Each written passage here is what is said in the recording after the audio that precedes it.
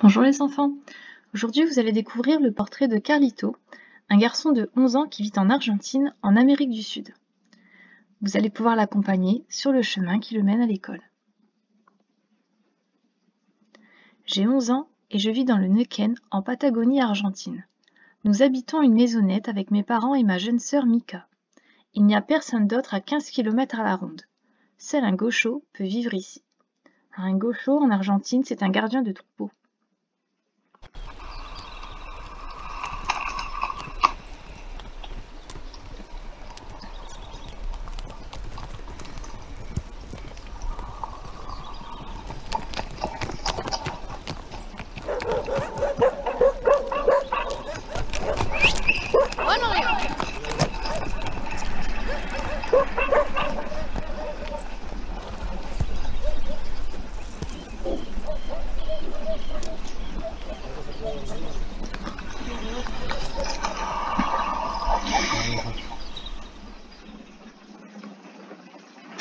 L'école est de l'autre côté de la Sierra.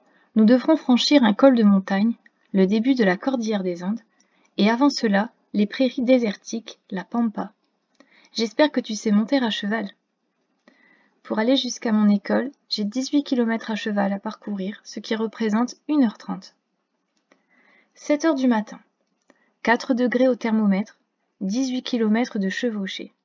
J'ai enfilé un anorak par-dessus mon uniforme d'écolier. Mika vient avec nous. Elle n'a pas de cheval, alors nous montons Chiveriro à deux. Mon père, Gilberto, nous a confié un ruban rouge à chacun. Nous le déposerons au pied de l'hôtel de Goshogil, le saint protecteur des voyageurs. Nous avons traversé la Pampa, droit jusqu'à la rivière. Il a plu dernièrement, et l'eau est tumultueuse. Carlito décide de traverser à l'endroit habituel, mais peut-être qu'il y a un autre gué. Nous allons franchir la rivière.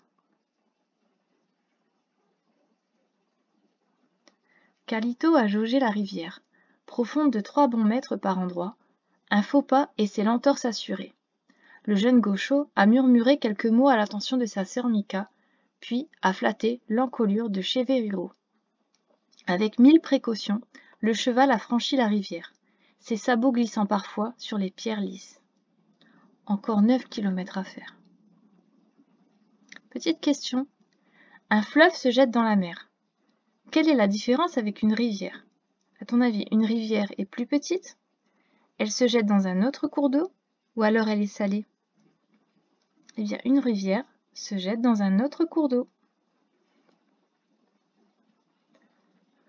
Une fois la rivière passée, Carlito est descendu de sa monture pour ausculter les jambes de son cheval. Heureusement, il n'a pas souffert. Après un point rapide sur l'itinéraire, vous reprenez la route. À présent, il vous faut franchir la Sierra pour parvenir jusqu'à l'école. Vous vous êtes arrêté pour déposer vos rubans au pied de l'hôtel du Goshogil. Tu devines les périls qui te guettent au cœur de ce paysage de roches. Carlito décide d'emprunter un sentier rocailleux. Il te dit qu'il a déjà emprunté l'autre passage, plus accidenté. Pour lui, les deux se valent. Passons par le sentier rocailleux. Tu vas bientôt arriver à l'école, alors tu en profites pour réviser tes leçons.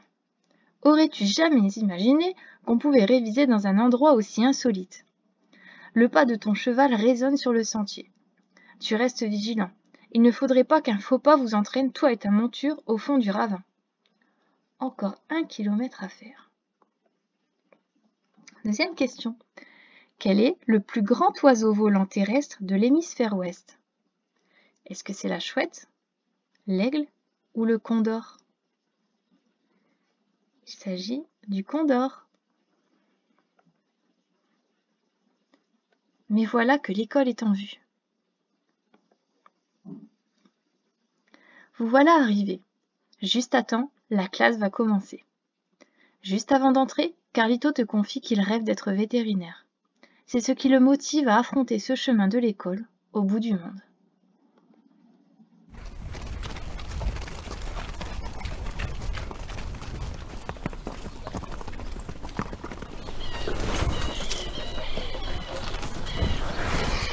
va vivre comme ça.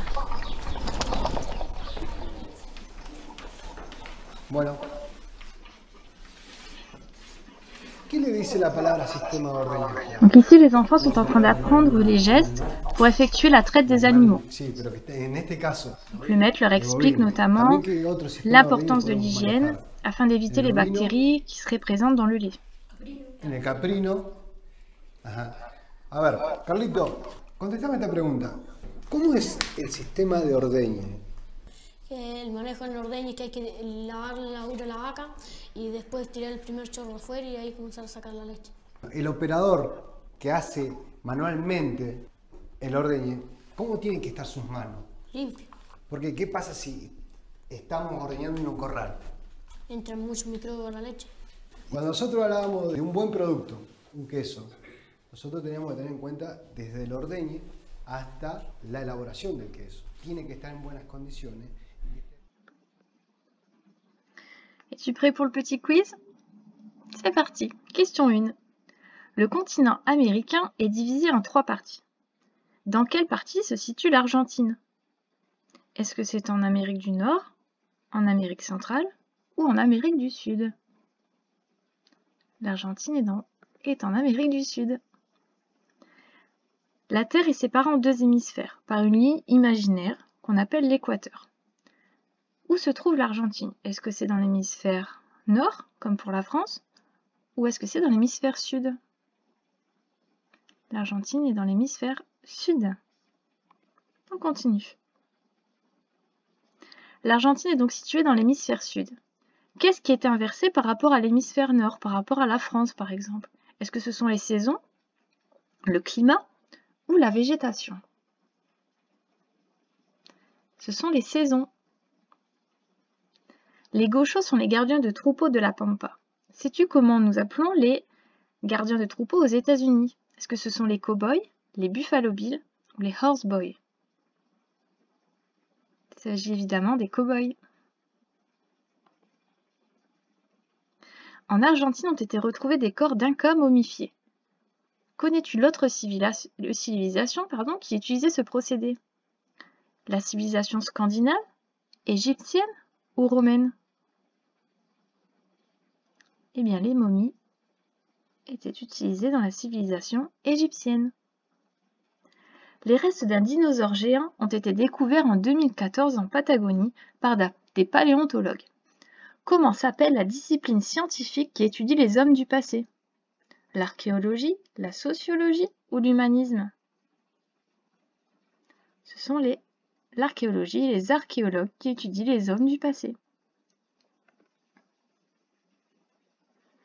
Voilà, je vous dis à bientôt pour découvrir le quotidien d'un autre enfant du monde.